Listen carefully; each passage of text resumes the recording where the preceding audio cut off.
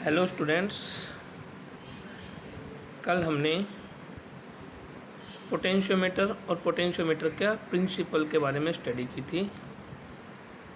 Potentiometer means विभवमापी और विभवमापी के सिद्धांत के बारे में स्टडी की थी। विभवमापी का सिद्धांत मतलब विभव प्रवणता का मान निकालना। पोटेंशियोमीटर का प्रिंसिपल का मीनिंग होता है हमें पोटेंशियल ग्रेडियंट की वैल्यू को फाइंड आउट करना है। ठीक है।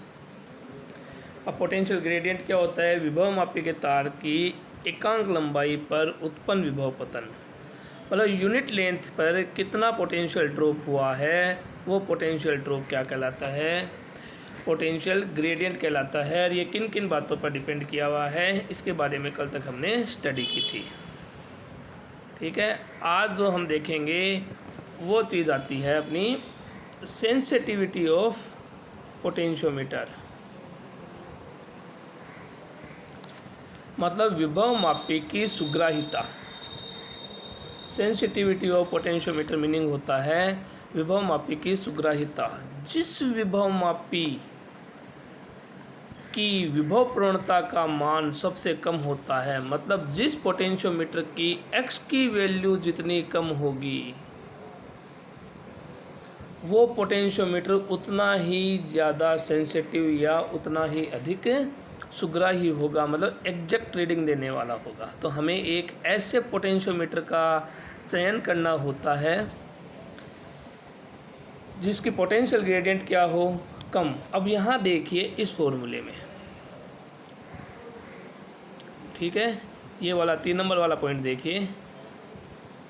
इस 3 नंबर वाले पॉइंट में x बराबर आ रहा है R L upon R I upon A, I upon L। ठीक है। x बराबर आ रहा है R I अपॉन L। तो x का मान कम करने के लिए वायर की लेंथ को क्या करना पड़ेगा? बढ़ाना पड़ेगा। इसलिए हम पोटेंशियोमीटर की जो लेंथ है वो 10 मीटर लंबे रेजिस्टेंस वायर की लेते हैं। ठीक है। पोटेंशियोमीटर में 10 मीटर लंबा वायर लेते हैं ताकि 10 मीटर बहुत ज़्यादा लंबाई हो गई और जिससे उसकी x का मान क्या हो जाएगा? कम हो जाएगा। और जितना x कम होगा पोटेंशियोमीटर उतना ही ज़्यादा सेंसिटिव होगा। ठीक है। दूसरा आता है स्टैंडर्डाइजेशन ऑफ पोटेंशियोमीटर, विभवमापी का मानकीकरण। विभव प्रवणता x का मान यथार्थ मान ज्ञात करने की विधि। विभव प्रवणता x के यथार्थ मान एग्जैक्ट वैल्यू ज्ञात करने का जो मेथड होता है वो स्टैंडर्डाइजेशन ऑफ पोटेंशियोमीटर कहलाता है, विभवमापी का मानकीकरण कहलाता है। इसके लिए हमें क्या करना होता है? इसके लिए हमें विभवमापी के द्वितीयक परिपथ में, इसके लिए हमें पोटेंशियोमीटर के सेकेंडरी सर्किट में एक मानक सेल का उपयोग किया जाता है, एक स्टैंडर्ड सेल का उपयोग किया जाता है जो जिसके रूप में कैडमियम का सेल या डेनियल का सेल यूज में लिया जाता है। फिर जो अगली चीज़ आती है internal resistance of cell. Cell के अवयवों द्वारा, सेल के जो खुद के एलिमेंट्स हैं उन एलिमेंट्स के द्वारा करंट फ्लो में जो रेजिस्टेंस आता है वो सेल का इंटरनल रेजिस्टेंस कहलाता है।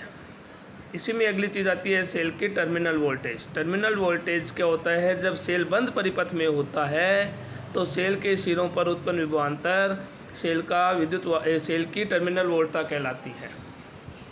जब सेल बंद परिपथ में होता है तो सेल के सिरों पर उत्पन्न विभवांतर सेल की टर्मिनल वोल्टता कहलाएगी। बंद परिपथ का मतलब बैटरी के पॉजिटिव से जितना करंट निकाल रहे हो उतना का उतना बैटरी के नेगेटिव पर पहुंचना चाहिए। ये डायग्राम देखिए। इस डायग्राम में आप देखिए, इस डायग्राम के अंदर ये सेल लगा हुआ है, इस सेल को एक रेजिस्टेंस से जोड़ दिया और ये जो स्मॉल आर दिया हुआ है ये सेल का खुद का इंटरनल रेजिस्टेंस है। यहाँ पर जो स्मॉल आर लगा है ये स्मॉल आर अपने सेल का इंटरनल रेजिस्टेंस है। ये अगर यहाँ शो भी हो जाता है, कई बार यहाँ ई और आर दोनों लिख के ही दिखा दिया जाता है। अब टर्मिनल वोल्टेज निकालते हैं। देखिए इसमें से कितना करंट दौड़ रहा है? इसमें से दौड़ा आई करंट। तो इस ब्रांच से इस ब्रांच में यहाँ तो रेजिस्टेंस नहीं है, ठीक है, लेकिन ये देखो यहाँ रेजिस्टेंस लगा हुआ है, तो इस ब्रांच से इस ब्रांच में कितना करंट गया, IR। इस ब्रांच में करंट है लेकिन रेजिस्टेंस नहीं है, इसलिए नहीं आएगा। इस ब्रांच में किरचॉफ का सेकंड लॉ लगा रहे हैं हम, ये आएगा I स्मॉल r, और कोई नहीं लगा हुआ ब्रांच में, बराबर।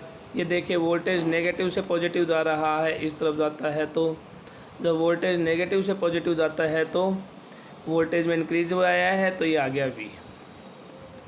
ठीक है, IR plus IR is equals to क्या आ गया आपके पास, V। अब कैपिटल IR क्या हो गया, यहाँ जो V नहीं आएगा, यहाँ पर जो चीज़ हम लेंगे वो हमें लेना होगा E, क्योंकि V तो ऊपर लगा हुआ है वोल्टेज, ये बैटरी लगी हुई है, बैटरी का EMF लेंगे, और बैटरी का EMF कितना है, बैटरी का EMF है E। अब ओम के नियम से कैपिटल IR क्या हो गया, V, तो इस IR को लिख देंगे हम V प्लस IR बराबर E।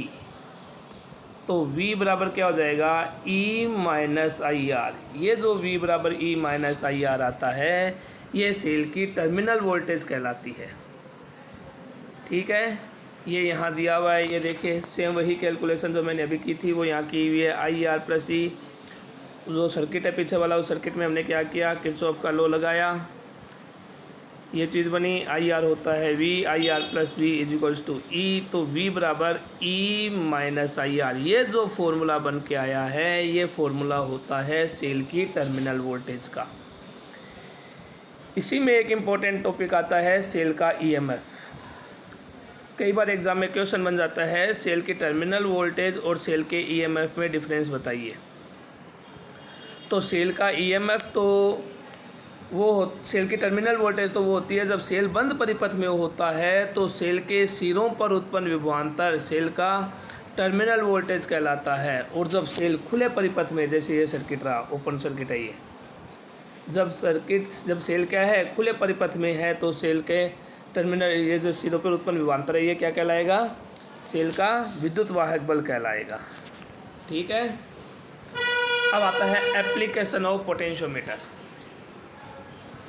ये प्रैक्टिकल में भी काम करेंगे और अपने थ्योरी में भी है। एप्लीकेशन ऑफ पोटेंशियोमीटर, पोटेंशियोमीटर के एप्लीकेशन में सबसे पहले हम फाइंड करते हैं सेल का इंटरनल रेजिस्टेंस। जो सेल हमें दिया गया है उस सेल का इंटरनल रेजिस्टेंस हमें फाइंड आउट करना है। कैसे काम करेगा, क्या नहीं करेगा, उससे पहले इसका सर्किट डायग्राम बनाना होता है। तो देखिए सर्किट डायग्राम में क्या होगा, मैं यहाँ बना के दिखा रहा हूँ आपको।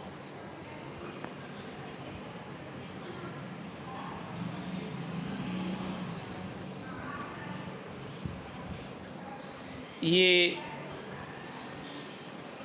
बैटरी जिसको नाम दिया EP, ठीक, ये लगी है की K1, ये लगा दिया हमने रिहोस्टेट, ठीक है, और ये आ गई वो विभवमापी की लेंथ, पोटेंशियोमीटर की लेंथ AB, ये लेंथ आ गई पोटेंशियोमीटर की AB। ये एक्चुअल में हमने AB दिखाया है, AB की लेंथ कितनी है 10 मीटर, एक मीटर के 10 टर्म्स में लगी हुई है ये। ठीक है, ये जो सर्किट बन के आता है, ये सर्किट पोटेंशियोमीटर का प्राइमरी सर्किट कहलाता है।